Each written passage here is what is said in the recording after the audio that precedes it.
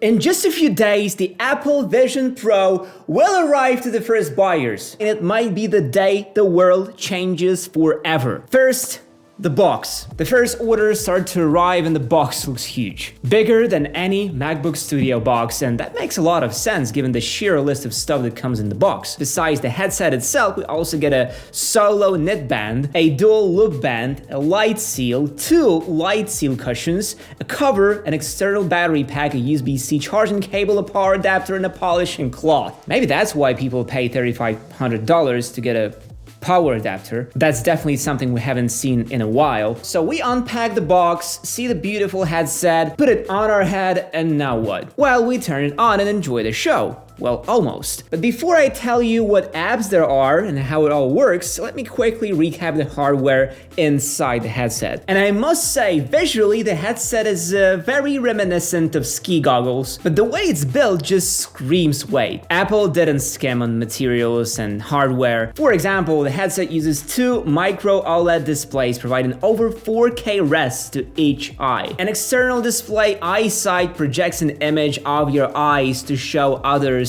if you're in immersive mode or aware of your surroundings. This way, not only we can see people, but also people could see us. Inside, there are 2 Apple Silicon chips, the M2 powering Vision OS and graphics, and a new R1 chip for processing camera, sensor, and microphone inputs. And on top of that, there is a plethora of cameras and sensors for tracking hand and eye movements. And there's also Optic ID for secure authentication. I suppose it's similar to Face ID in the way it works, but we'll have to wait and see. And all that is still not everything, because there is another impressive thing there, the speaker system. Typically, such headsets require headphones, but Apple managed to embed the speakers in the straps, aiming them directly into our ears. And those speakers support spatial audio, which is absolutely crazy. The only thing that apparently we can do with Vision Pro is connect an external devices. Luckily, we can connect them to our MacBooks and then use Vision Pro as a display.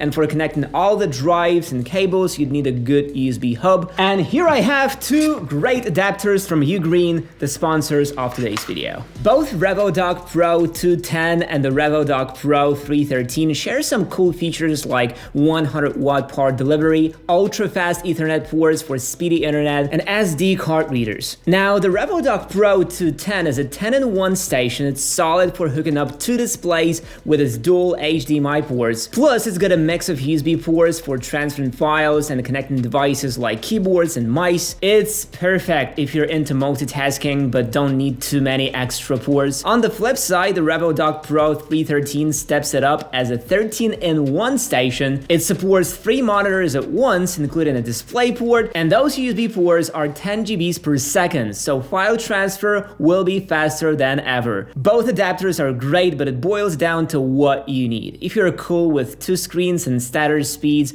go for the 210. But if you're all about more screens and faster file transfers, the 313 is your pick. I will leave links in the description, so be sure to check them out. There are many more technical wonders inside, but that's not what we actually want to see. What's the experience like? What apps do we get from the box? Well, in terms of apps, some apps are optimized right off the bat and others not. Here's the list of all Apple's apps that are optimized for Vision Pro. App Store, Files, Freeform, Keynote, Mail, Messages, Mindfulness, Music, Notes, Photos, Safari, Settings, Tips, TV, and Encounter Dinosaurs. Apparently, that's the app we never saw before. It makes it possible for people to interact with giant, 3-dimensional lizards as they are bursting through their own physical space. Basically, it's the Jurassic Park in your living room. I imagine this app being absolutely perfect for education, teaching kids about dinosaurs in a way that feels immersive and exciting instead of looking at printouts. Seems super fun. On top of all those optimized apps, there are quite a few unoptimized ones, which I found super strange, especially for Apple. The list includes Books, Calendar, Home, Maps, News, Podcasts, Reminders, Shortcuts, Stocks, and Voice Memos. I suppose these are the iPad apps, but stretched to the bigger screen. I wonder why Apple did not optimize them. Also, there are 0 mentions about iWork apps like Pages and Numbers. Find My is not on Apple's list as well, nor are the Health, Clock, Contacts, contacts, and weather apps. FaceTime is not on the list, but the fine print confirms that there is indeed a FaceTime app and also a capture app for taking video and photos on the device. Maybe FaceTime will use our phones?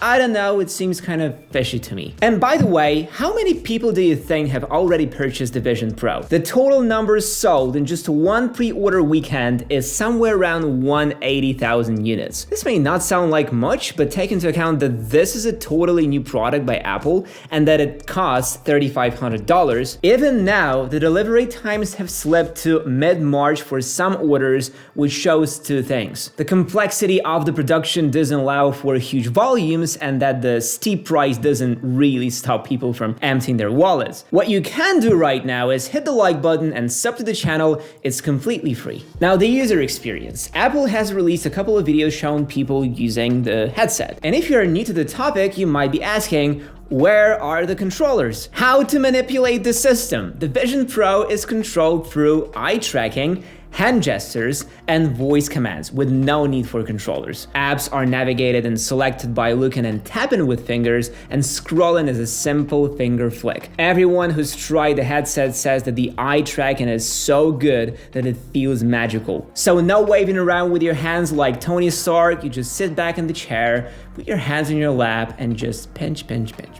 In terms of the OS itself, Apple Vision Pro lets you see content around you. You can place apps and windows in the air and move them around, augmented reality in all its glory. The main home view shows popular Apple apps like Mail, Messages, and Safari, all synced through iCloud. This menu reminds me of the PS Vita and its rounded icons in a hexagonal pattern, or of the Apple Watch and the way apps are arranged there. Again, opening apps and navigating around is super simple. You just look at something and pinch, that's all. And by the way, if you want to be completely sealed off from the world around you and work in the forest, for example, you can go to environments and choose any one you like, and it will fully cover everything around you. There's also a special environment for watching movies, like in that plane example from the initial launch video. Now, with all the pleasantries and promo stuff out of the way, I want to talk about things you almost never hear about. Caveats and difficulties for users. For example, how should a person like me who wears glasses use the headset? Apple says that I have to buy special prescription lens inserts from Zeiss, and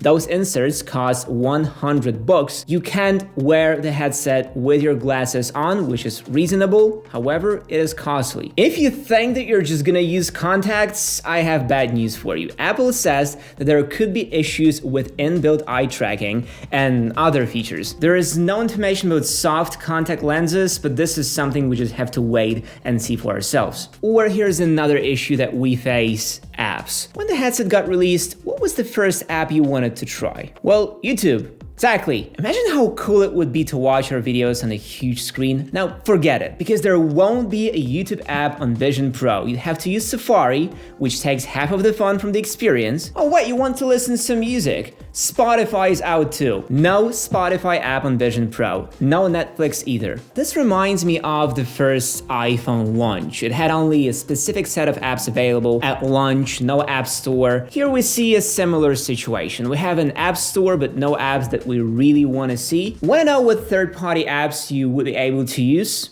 Carrot Weather for weather forecasting in case you didn't check the weather on your iPhone 10 times already. WebEx for those work meetings you can't live without. PowerPoint in case you, I don't know. Disney Plus for all the fans of the Little Mermaid remake. You got the gist, right? Without the apps that we actually want, I can't stand but ask, do I really need a device that can live for around 2 hours on one charge and weighs over 20 ounces? I look at all the promo images and videos and see the pain in people's eyes and the strain on their necks. Even with the overhead strap, it looks like a huge pain source. AirPods Max weigh almost as much, sure, but the weight distribution is at least passable. Here, all the weight is gonna gonna cause your head to lean forward a little. So if you want to buy Vision Pro, I advise you to buy a gym membership as well, just to train that neck of yours. Yet, even with all these downsides, I still think that this is a fantastic device that pushes the boundaries of tech and the way we use it. And maybe, just maybe, it will be a good buy when the second or third generation launches with a lower price tag. But for now, we better stick with iPhones, and we have a great video with common mistakes you can make when buying an iPhone,